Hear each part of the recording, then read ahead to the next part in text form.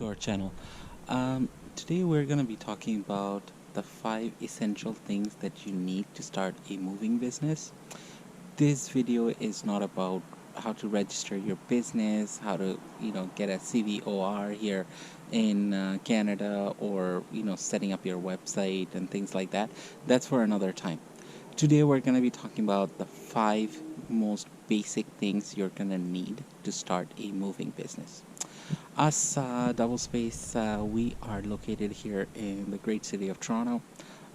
We basically service Toronto and the surrounding areas. This is our truck. This is the first thing you're going to need. We have a 16 feet truck, which means that the box size of the truck is 16 feet. And for us, we mainly focus on 1 to 2 bedrooms. Sometimes maybe small houses, but beyond that we don't have the capacity, at least not in this truck. So if you are going to be starting the moving business, the first thing you need to understand is what is your market that you want to serve, and based on that, I think the first decision is the truck. Now we knew exactly which market size we were looking at, so instead of getting like a 20 or a 24 feeder, we opted to get the 16 feet, and that's what we started with. Now there's a lot of debate online about whether to lease, own, finance, or rent your truck. So what I would say is that for us, leasing was out of the question, because when we looked at what was being offered, like the kilometers which were included, it wouldn't suffice, not for a moving business. And the money you would have to pay when you go over their limit, their monthly limit, or their annual limit, is just way too high. So it didn't make sense for us, at least not in this market.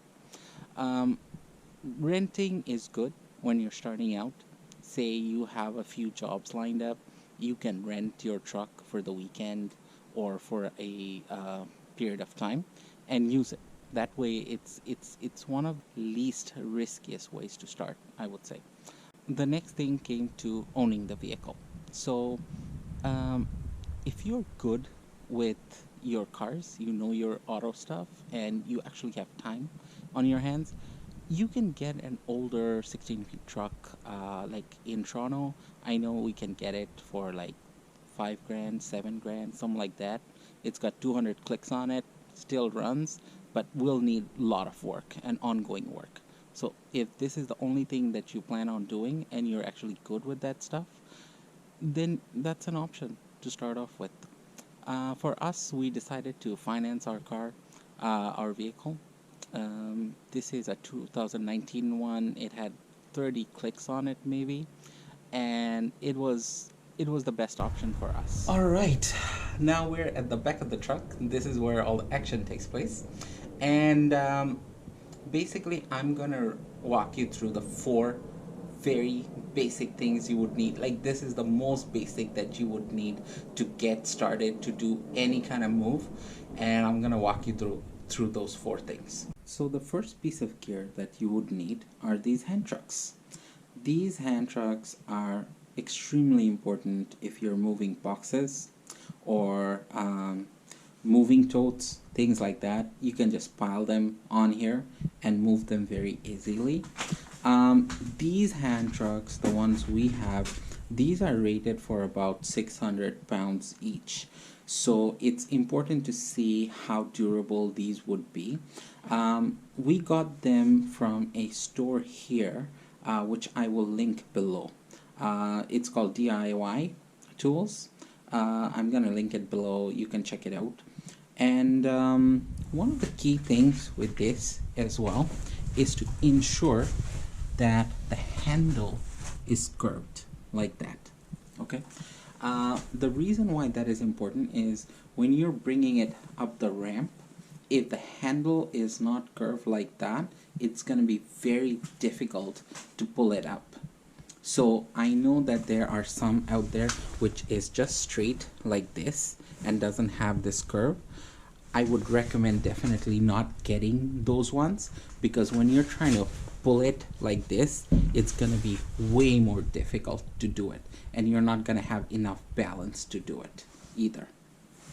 The third thing which you'll need are these furniture dollies. Make sure you get the ones with the strap because it's easier to pull them, because if you get the ones which are not without the strap, it's going to be difficult to maneuver things around. And make sure you get the ones which are carpeted. That way there's no damage to the furniture or nothing like that. The next set of stuff you're gonna need, I'm gonna put all of these under the protective umbrella because they're there to protect your customer stuff. They're there to protect their floors and things like that. So first of all, you're gonna need furniture blankets, and my recommendation is to get as many as you can. When you're first starting out, get a dozen. You'll probably get a deal when you get a dozen. There's a store out here in Vaughan, Ontario that we get our stuff from. It's called Toronto Trailers. I'm going to link it in the description. They have a really good deal for furniture blankets. There are two types of furniture blankets. You got the economy one and you got the double padded ones. Those are called premium. When you're starting out, perhaps get just the economy one to get started. Like, we've obviously got dozens of them because we need them so much. They're really useful when you're protecting your customer's stuff. Next are the shrink wraps. These are very, very important. These are quite pricey as well. No matter where you go, if you're buying about 4 of them in a box, you're looking to pay anywhere between 30 to 40 bucks. They are not cheap at all. Scotch tape, get many of them. You're gonna need them when you're trying to wrap up furniture, especially the furniture blanket. You're gonna need a lot of tape, right? So we get ours from Costco. You get a good deal on these. And the last one are these floor runners. You can get these floor runners from anywhere, basically, but what it is that because we live and operate in Toronto, we got snow, rain, all that stuff. So you don't want to be taking all that stuff to your customer's premises. So what you want to do is that before you start unloading all the stuff or even loading from their premises, you want to put these out so that when movers are coming in from the outside, they're not dragging all that mud and whatever with them, right? So this really protects you. And when you're first starting out, if you can appear to be more professional than others out there, then these are some of the things that you're gonna need. Number 5 are these straps. Often they're called tie downs as well, but we like to call them straps.